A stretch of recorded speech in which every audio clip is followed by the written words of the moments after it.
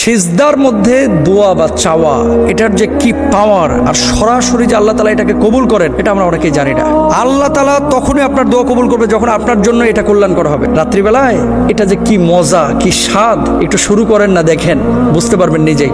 শেষ রাতে আল্লাহ সুবহানাহু ওয়া তাআলা নিজ আসমানে নেমে এসে বান্দাদেরকে ডাকেন, হাল মিন সাইলিন আনা মিন মুস্তাগফিরিন আলা কাদা হাত্তা মাতলুআল ফাজর। আছো কি কেউ? আমার কাছে চাও, আমি আল্লাহ সুবহানাহু ওয়া তাআলা তোমার সমস্ত প্রয়োজন মিটিয়ে দেব। আমি আল্লাহর কাছে বলো, আমি তোমার অসুস্থতাকে সুস্থতায় পরিণত করব। আমার কাছে বলো, তোমার সমস্ত প্রয়োজনগুলো আমি মিটিয়ে দেব।